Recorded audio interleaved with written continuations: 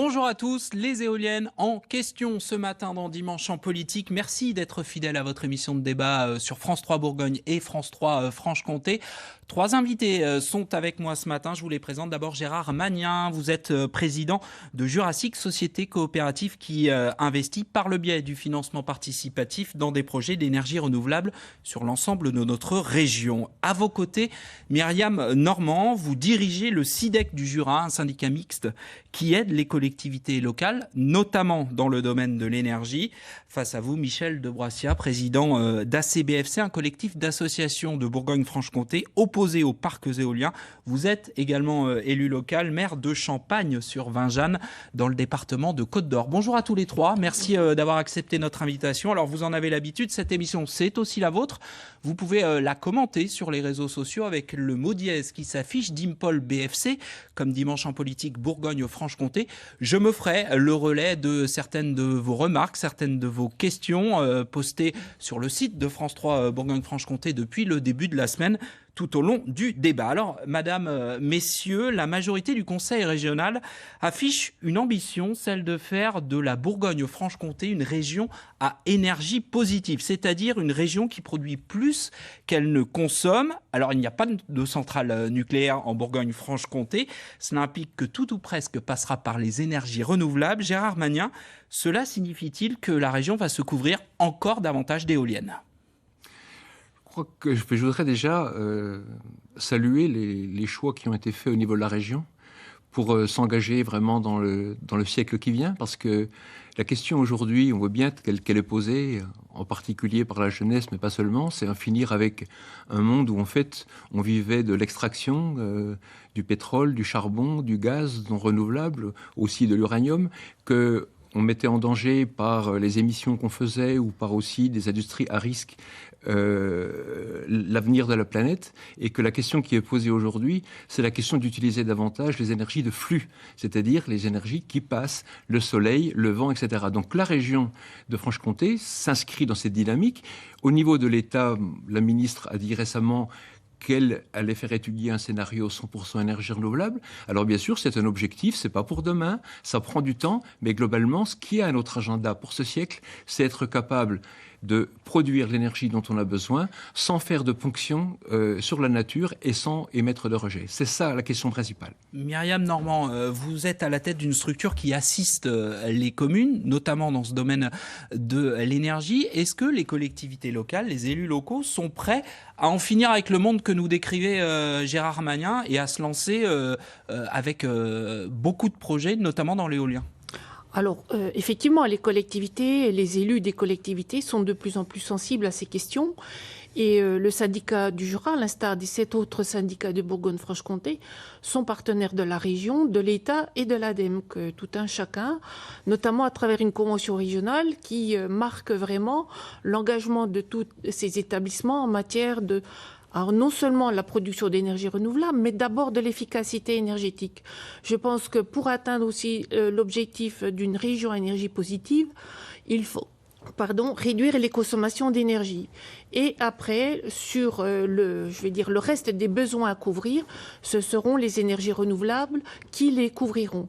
Et bien évidemment, la région Bourgogne-Franche-Comté, dans son scénario de région à énergie positive, met en évidence que ce sera non seulement l'éolien, mais également le photovoltaïque et la biomasse. Donc c'est un ensemble et un système cohérent qui progressivement se mettra en route avec une trajectoire à l'horizon 2050. Alors, l'éolien fait partie de la stratégie, mais ça veut évidemment dire plus de parcs éoliens. Oui, bien évidemment, mais pas n'importe où, n'importe comment. Donc, un certain nombre d'outils avec l'appui du Conseil régional, de l'État et de l'ADEME, et je le dirai assez souvent, c'est l'ensemble des acteurs à tous les niveaux de la région, du département et des structures territoriales qui se mettent en marche pour faire, à dire une démarche beaucoup plus cohérente et beaucoup plus concertée. Alors on y reviendra dans le débat. Et effectivement, les collectivités sont en attente. Et elles sont, en attente du fait aussi qu'elles sont aussi en recherche de ressources économiques locales, puisqu'elles disposent d'une richesse. Alors, il y a un élu local sur ce plateau, c'est Michel Debroissia. Cet objectif fixé par la région d'un territoire à énergie positive, vous en pensez quoi, vous ? C'est un objet fantasmé. C'est-à-dire qu'en fait, c'est absolument irréalisable. Aujourd'hui, les éoliennes produisent d'une manière intermittente. Et donc, il y a besoin d'avoir un appui, disons en gros 77% du temps, pendant lequel les éoliennes ne fonctionnent pas à plein régime. Et donc, en fin de compte, il n'y a pas aujourd'hui les outils qui permettraient de faire ça, et je doute qu'on les ait jamais. C'est-à-dire qu'il faudrait qu'on puisse faire le fameux power to gas to power, et ça, moi j'ai enseigné la thermodynamique, je peux vous dire qu'à chaque fois, il y a un problème d'augmentation d'entropie, c'est-à-dire de rendement, et qu'en fin de compte, au bout de la chaîne, on n'a plus grand-chose. Donc, si vous voulez, on est en train de faire d'abord, on fait une énorme erreur, c'est-à-dire on poursuit 2 lièvres à la fois. Un, on nous dit qu'il faut décarboner la production d'électricité en France. Et ça, c'est entièrement l'objet du SRADET. Le SRADET nous dit... C'est le schéma c'est le schéma régional, c'est le schéma directeur. On nous dit qu'il faut décarboner la production d'énergie. En France, la production d'énergie est décarbonée. Donc, avant de jeter le bébé avec l'eau du bain, il faudrait peut-être réfléchir, est-ce qu'on a les moyens de notre politique ? Je crois qu'aujourd'hui, on ne les a pas du tout. Et donc, en même temps, on nous dit, on va en même temps se séparer du nucléaire et en même temps faire des énergies renouvelables. On nous dit en même temps, on va avoir 50%, on va viser 50% de nucléaire, et là, on nous dit, on va viser 0. Donc, si vous voulez, il y a une politique qui est totalement débridée, un petit peu... c'est un fouillis inextricable, quoi, voilà. Alors, j'aimerais vous faire écouter à tous les trois, je vais vous redonner la parole, évidemment. Emmanuel Macron, le chef de l'État, il s'est exprimé sur le sujet cette semaine, et c'était à Pau, lors d'une table ronde sur l'écologie des territoires. Il a parlé des éoliennes. On l'écoute et on réagit juste après. Et je le dis en toute amitié parce que soyons lucides là aussi, la capacité à développer massivement de l'éolien, il faut être lucide, elle est réduite. Peut-être des porteurs, on pourra le faire là où il y a du consensus, mais le consensus sur l'éolien est en train de nettement s'affaiblir dans notre pays. Il y a l'éolien offshore qu'on a développé et relancé très fortement, mais de plus en plus de gens ne veulent plus voir d'éolien près de chez eux, considèrent que leur paysage est dégradé, ne veulent plus avoir de l'éolien qui s'installe. Je regarde les choses comme vous, telles qu'ils se passent du territoire. Il ne faut pas l'imposer d'en haut. Il ne faut pas l'imposer d'en haut. Le consensus sur l'éolien est en train de nettement s'affaiblir dans notre pays. Gérard Magnien, c'est une sacrée pierre dans votre jardin qu'il lance le chef de l'État là, non ? Disons que sur ce sujet, comme sur beaucoup d'autres, le chef de l'État ne semble pas être très en prise avec les questions telles qu'elles se posent vraiment sur le terrain. Ah, pourtant, lui, c'est ce qu'il revendique, être en prise avec les territoires. C'est ce qu'il dit, mais il y a 2 jours, j'étais encore à Chamols, où nous avons acquis une partie d'un parc éolien avec la Société d'économie mixte, énergie renouvelable citoyenne notamment. Et là, il y avait des maires des élus de 4 communes qui étaient là, complètement enthousiastes pour faire un projet chez eux.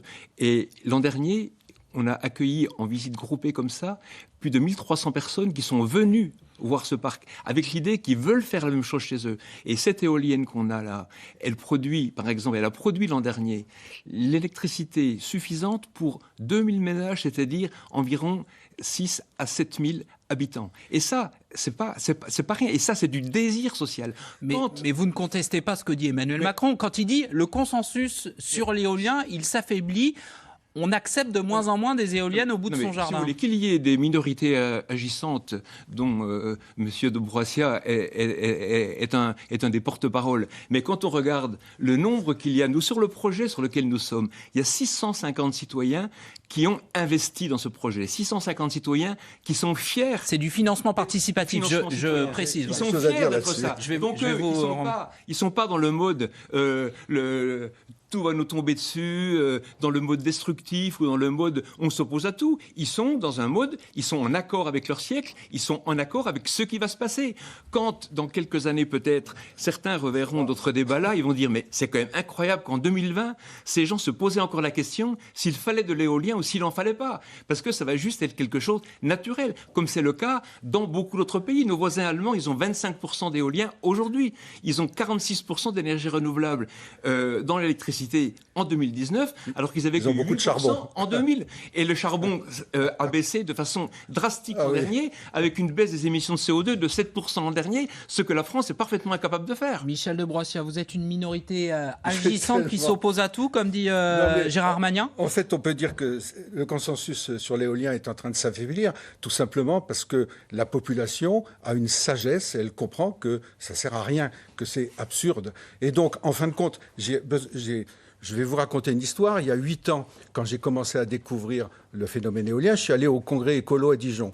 Et là, on faisait venir sur l'estrade des spécialistes, des psychologues et des sociologues. On leur posait la question, qu'est-ce qu'il faut faire pour améliorer l'acceptabilité de l'éolien ? Et vous vous rendez compte, déjà il y a 8 ans, on se posait cette question-là. Et ils répondaient tous d'un seul cœur, faites payer les gens, vous verrez, ils vont devenir doux comme des agneaux. Bon, Monsieur Magnien nous montre la mise en pratique de cette politique qui n'est finalement qu'une manipulation de masse. Voilà. Donc je suis un manipulateur. Vous voulez dire que je suis un manipulateur? Je dis que cette politique-là est une manipulation de masse. Voilà. Eh bien, non, mais donc ceux qui l'épousent sont eux-mêmes des manipulateurs. Oh ben, je pense que vous avez compris qu'il y avait de très bonnes affaires à faire. C'est-à-dire que effectivement, pour qui je suis président bénévole. Je regarde... Et comme tous les administrateurs, je suis président bénévole. Je suis investi comme retraité à fond. Après avoir passé une partie importante de ma vie professionnelle dans le domaine de l'énergie, après avoir même été pendant 2 ans administrateur de groupe EDF. C'est un sujet que je connais assez bien. Et si je m'implique là-dedans, c'est parce que précisément, comme je l'ai dit, je veux être en accord avec mon siècle pour préparer une planète qui est vivable pour les gens. Et je pense que cette solution d'énergie renouvelable intermittente ne fonctionne pas. C'est-à-dire qu'on ne veut pas le croire, mais si vous voulez, vous ne pouvez pas éteindre et rallumer la lumière chaque fois que le vent s'arrête. Hier, c'est pas une unique source. Faites pas comme si c'était une unique source d'électricité non plus, Monsieur de Broissia. Rougemont-Baume hier, d'accord.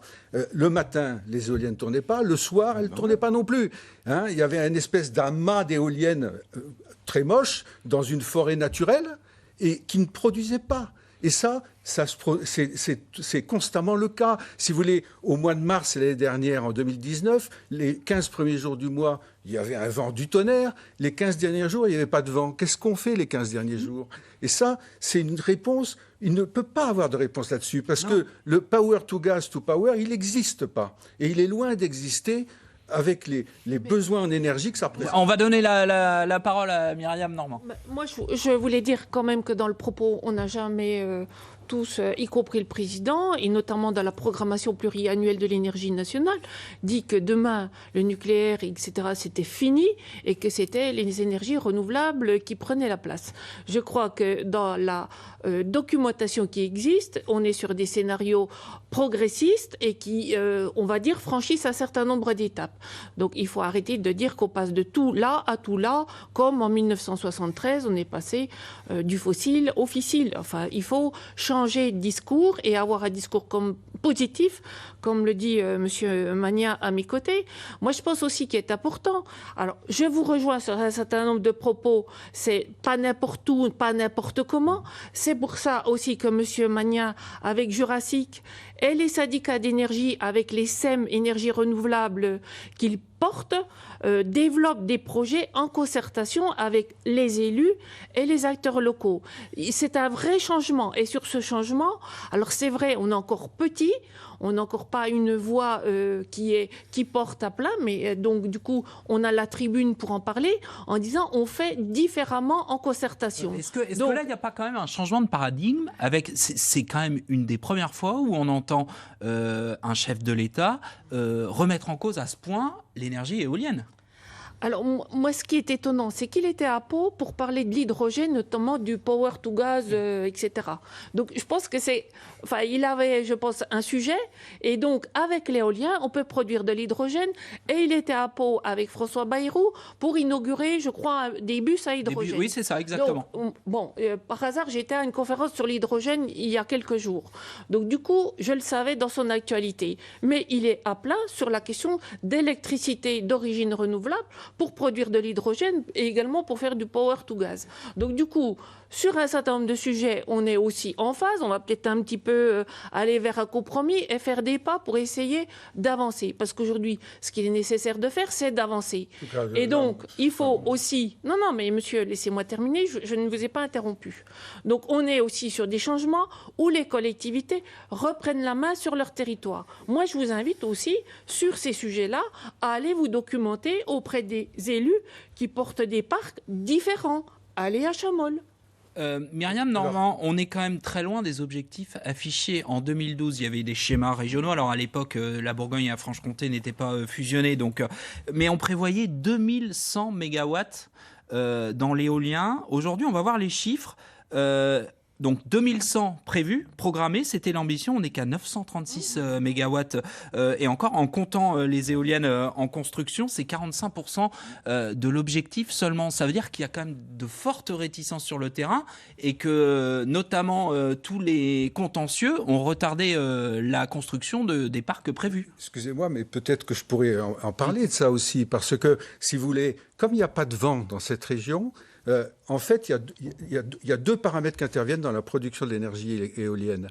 Il y a le vent, et puis il y a la surface balayée par les pales. Oui. Et donc, c'est proportionnel à ces deux paramètres-là. Et donc, qu'est-ce qu'il faut faire dans une région où il n'y a pas de vent? Parce que la région de Bourgogne-Franche-Comté, il n'y a pas de vent. Qu'est-ce qu'on fait? On est obligé d'augmenter la taille des éoliennes. Si bien que le préfet de Haute-Saône nous dit la taille, en novembre 2018, la taille normale d'une éolienne aujourd'hui, c'est 240 mètres. Et dans le même temps... Il n'y a pas de projet aujourd'hui en Bourgogne-Franche-Comté. Il n'y a pas d'éolienne. Il y a des projets. À cette hauteur-là. Oui, 242 mètres. Et effectivement, si vous voulez, dans le même temps, à 15 jours d'intervalle, il y a l'Adréal qui publie l'atlas éolien, c'est-à-dire l'atlas paysager de la Bourgogne-Franche-Comté, et sur lequel l'étude des paysages est faite avec des éoliennes de 150 mètres. On se fout du monde. Franchement, c'est n'importe quoi. Je vous l'ai dit, on va faire réagir les internautes. Il y a Philippe qui nous a envoyé une question. Pourquoi autant d'implantations éoliennes géantes en Franche-Comté, qui est une région peu vantée, alors qu'il n'y en a pas dans d'autres régions? Je vous laisse répondre, Gérard Magnien. Vous vouliez répondre déjà? Je pense que, globalement, dire qu'on a une région peu vantée... Alors, on l'entend beaucoup, ça. Oui, bien sûr, mais on a une région qui est moyennement vantée. Quand on regarde la carte qui existe au niveau national, on a une région moyennement vantée. La moins vantée. On a le nombre d'heures de fonctionnement dans cette région, elle est elle est égale à la moyenne nationale. Après, M. de Broissy a dit il n'y a pas de vent, mais les gens s'en mettent plein les poches. Alors, bien savoir si il n'y a pas de vent, on s'en met plein les poches, ou bien on s'en met plein les poches et il y a du vent, ou bien il n'y a pas de vent, et enfin, ça ne peut pas être les deux à la fois. C'est absolument faux, je ne dis pas ça. Donc, en fait, pourquoi il faut des grandes machines, mais déjà les technologies ont évolué, on est obligé d'en mettre beaucoup moins, parce qu'il y en a qui disent il ne faut pas des éoliennes industrielles, il faut en mettre des plus petites. Alors, on prend une éolienne qu'on voit maintenant, par exemple, de 3 mégawatts. Si on dit on en fait 10 de 300, comme on l'en faisait il y a 25 ans, il n'en faut pas 10, il en faut 20 ou 30. Alors, est-ce que quelqu'un qui ne veut pas une grande qui va faire 200 mètres, il a envie d'en avoir 20 ou 30 pour la même chose? C'est juste des choses impensables, qui du point de vue économique d'ailleurs, il n'y a aucune possibilité que ça se fasse. Parce qu'on raconte toujours des choses comme ça, il n'en faut pas des grandes, mais des petites, ça irait pas non plus, donc du coup, il n'en faut surtout pas. Monsieur Magnien allait habiter à côté d'une éolienne de 240 mètres. Parce que derrière le fond, on était derrière le fond aussi de monsieur de Brossiac, qui pourtant est un ingénieur, et donc c'est qu'il refuse aussi absolument le fait qu'on réduise la part du nucléaire en France. Or, il faut réduire la part du nucléaire en France. On n'est pas sur un schéma de l'abandonner, on est sur un schéma de le réduire. Et autour de nous, ça se passe. Les Suisses viennent de fermer leur centrale, les Allemands en ferment une ce mois-ci, Fessenheim la semaine prochaine, le mois prochain. C'est-à-dire qu'on est dans ce processus-là. Et au niveau mondial, on n'a pas plus de réacteurs aujourd'hui qu'il y a 30 ans. Donc et la France est incapable de construire son nouveau réacteur. Donc on est là, à un bout de cycle. Donc on doit prendre le relais avec autre chose. Tous les problèmes ne sont pas résolus, mais pour des ingénieurs, il y a vraiment de quoi s'éclater en trouvant des solutions à la production. À propos du nucléaire, je vais vous faire réagir Michel Debrossier. Il y a Jean-Pierre qui vous adresse personnellement une question. Il vous dit la région Bourgogne-Franche-Comté importe 85% de son énergie électrique aux autres régions françaises et à la Suisse au prix fort. À une époque où l'on parle de l'autonomie énergétique, comment produire ce qu'il manque par la construction d'un EPR sur la Saône, vous propose-t-il? Je trouve ça effarant de penser que j'ai la nationalité française et qu'en France, on réagit pour produire de l'énergie région par région. Est-ce qu'on demande au département alpin de produire le blé pour la France? Il se trouve que notre région n'est pas naturellement adaptée pour porter des centrales, type de centrales nucléaires. Elle n'est pas adaptée pour ça. Et donc, effectivement, il y a des régions qui produisent de l'énergie, il y a des régions qui produisent du blé et des régions qui produisent du vin.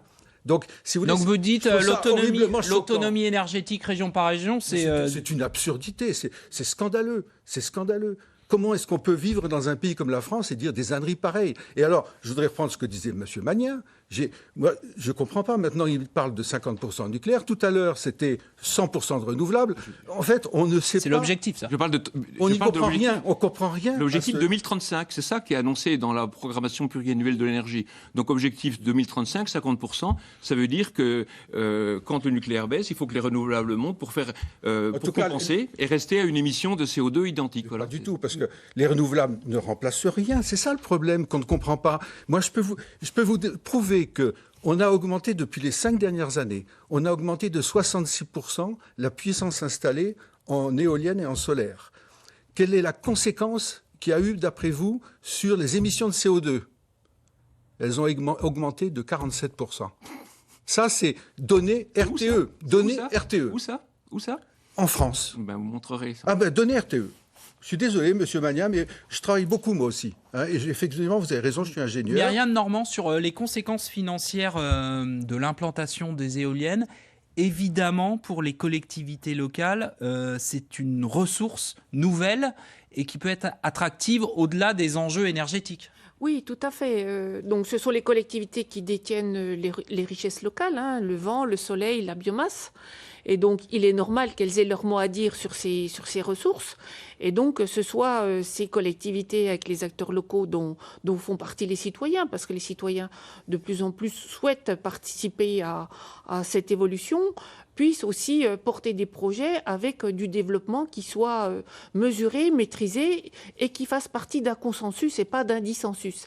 Et c'est ça aussi le virage qui a été pris avec la SEM ENR citoyenne dont le syndicat du Jura est actionnaire majoritaire et où le syndicat d'énergie du Doubs est entré récemment. Donc on travaille avec les élus du Jura et du Doubs. Quand on parle d'un modèle de développement qui fait appel à l'ensemble des acteurs pour de la gouvernance et de la concertation, on change les choses. Et donc, sur la prise de risque, sur les études de développement, c'est la SEM qui porte cette prise de risque. Et donc, du coup, les collectivités ont leur mot à dire, les citoyens, les acteurs ont leur mot à dire. Et donc, tout ce parcours et ces investissements avec la production reviennent au territoire. Et ça, une réaction change de aussi. Bernard sur cette thématique. L'éolien n'est-il pas, vous demande-t-il de façon un peu honteuse, l'opium fiscal des collectivités rurales que l'État et les régions abandonnent avec cette fausse contrepartie financière? Non, parce que ce n'est pas absolument comme ça que ça marche aujourd'hui. Aujourd'hui, ce sont les opérateurs privés qui développent des parcs en ayant les autorisations obtenues auprès des collectivités ou des terrains privés. Et donc, ce sont les développeurs. Mais il y a un enjeu financier aussi pour les communes. On ne va pas se cacher. Non, on connaît tous l'état des budgets. Qui paye? Non, mais... pardon, je n'ai pas terminé. Excusez-moi. On laisse finir Madame Normand et je vous redonne la parole. Non, mais bien évidemment que ce ne sont pas... Alors, ni l'État, ni la région, ni les collectivités qui en bénéficient à plein aujourd'hui, mais plutôt les entreprises privées. Donc, elles font leur job, leur business. Simplement, ce qu'on dit aujourd'hui, c'est qu'on souhaite que les collectivités et les acteurs locaux aient les retombées à leur juste mesure, puisque ce sont elles qui détiennent ces ressources locales naturelles. C'est notamment ce à quoi vous vous attachez au sein de la SEM, ouais. et notamment ce qui s'est passé sur Chamol, avec l'éolienne de Chamol, que nous avons acheté. Sur l'enjeu financier, Michel Lebrossière. Les ressources locales naturelles, excusez-moi, moi, une éolienne, je ne trouve pas ça très naturel. Je suis désolé de vous le dire. Hein. Maintenant, j'aimerais vous parler un peu de santé. Parce que moi, ce matin, jeudi matin, j'ai reçu un mail qui disait « Je vous informe que depuis le début de cette semaine, nous sommes fortement gênés par le bruit des éoliennes. Nos nuits sont entrecoupées plusieurs fois et notre fils recommence à avoir des maux de tête violents qui l'obligent à rester à la maison. Nous avons, nous aussi, des nausées et mal à la tête régulièrement. Nous ne pouvons plus continuer à vivre dans ces conditions. Nous sommes épuisés. » Autre mail de la même personne. Je vous envoie ce mail à 5 heures pour vous informer que depuis 3 heures, mon épouse et moi ne dormons plus. Nous avons dû quitter notre chambre et nous réfugier dans la salle de bain. Je suis sorti dehors, le bruit est ahurissant. Voilà. Ça, c'est des voisins d'éoliennes. Une éolienne qui fait 130 mètres de hauteur, 2 mégawatts. Alors, merci Monsieur Magnin, avec une éolienne de 3 mégawatts ou 6 mégawatts, 240 mètres de hauteur, vous allez faire des heureux à 500 mètres de distance. Mais voilà. Il y a aussi beaucoup de voisins, comme j'ai vu il y a 2 jours à Envoyé spécial, qui ne supportent ni le coq de leur voisine, ni ses canards. Là, monsieur, des autres qui ne supportent pas l'agriculteur qui, avec son tracteur, ça c'est honteux, etc. C'est honteux. Et puis, si vraiment le bruit... Alors, il se lève à 5 heures du matin pour m'écrire ça. Si vraiment le bruit est une préoccupation, c'est honteux. Il faudrait que vous vraiment lanciez sur la protection du bruit des riverains de routes, d'autoroutes, d'aéroports. Ça n'a rien à voir comme bruit. Vous auriez vraiment une belle vocation. Alors, je redire un mot sur l'histoire des collectivités locales. Toutes les collectivités locales cherchent à avoir des activités pour avoir des revenus fiscaux, des activités commerciales, industrielles, etc. Ça, on considère que c'est normal. Eh bien, c'est normal aussi pour les activités de ressources renouvelables. C'est juste une activité comme une autre qui est de nature à donner aux communes des revenus, comme autrefois les communes, moins aujourd'hui, avaient des revenus de leur forêt. Et aujourd'hui, finalement, on peut dire que le vent et le soleil, eh bien, ce sont des nouveaux éléments de revenus pour les territoires et leurs habitants. Sur les problèmes de voisinage, il ne vous a pas échappé à tous les trois, je pense, que le gouvernement allemand commençait à envisager de dédommager les riverains des éoliennes. Qu'est-ce que ça vous inspire ? Alors ça, déjà, j'attends de voir la suite, hein, parce que M. Lebrossière cite régulièrement qu'en Allemagne comme ci, en Allemagne comme ça. Oui, mais vous aussi, vous l'avez fait en début d'émission sur les énergies renouvelables. C'était l'Allemagne en exemple. Non, mais ce que je vois, c'est qu'on est parti en éolien en 2000 en Allemagne avec 0 d'éolien, et on a aujourd'hui 25% de la production d'électricité. En France, nous ne sommes qu'à 7% de la production d'électricité. Oui, mais il semble que le vent, si je peux me permettre, est en train de tourner en Allemagne. Mais le vent est en train de tourner, on est arrivé. Mais non, mais de toute façon, que la question... Enfin, là où il y a une question qui se pose, c'est la question de la maîtrise locale des projets, comme ça a été dit tout à l'heure par Mme Normand. Et dans des projets qui viennent d'ailleurs et où le niveau local n'est pas impliqué, et les citoyens, c'est pas très bien. Et nous, on essaie de faire en sorte que ce soit bien, parce que précisément, il y a une application locale. 10 secondes pour conclure. Ben, écoutez, l'association ACBFC, elle demande une distance de précaution aux habitations de 10 fois la hauteur des éoliennes. Elle demande le retour au code de la santé publique. C'est vraiment trop triste. Merci à tous les trois. On vous réconciliera pas sur cette question, en tout cas, j'ai bien compris. Tout de suite, votre flash d'information en région, et puis ensuite la suite de Dimanche en politique. Francis Letellier reçoit Marine Le Pen. Bon dimanche à tous.